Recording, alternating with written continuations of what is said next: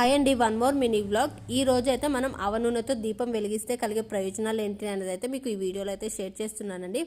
మనం నార్మల్గా అయితే పూజ చేసేటప్పుడు ఇక నువ్వుల నూనె కానీ లేదు అనుకుంటే మనం ఈ ఇంట్లో దీపారాధన ఆయిల్ ఉంటుంది కదా, అది లేదు అంటే కొబ్బరి నూనెతో అయితే దీపారాధన అయితే చేసుకుంటాం కదండి.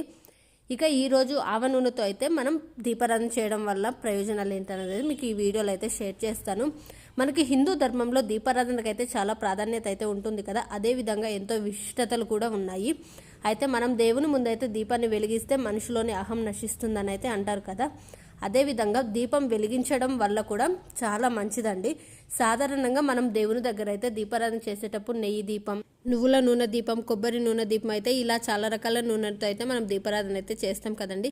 అయితే అసలు ఆవ నూనె దీపం మన పెద్దలు కూడా వెలిగించేవారండి. ముఖ్యంగా దీపావళి పండుగ రోజు అయితే ఆవ నూనె దీపాలను వెలిగిస్తారు. ప్రతిరోజు కూడా ఆవ నూనె దీపం వెలిగించడం వల్ల ఇంట్లో నెగిటివ్ ఎనర్జీ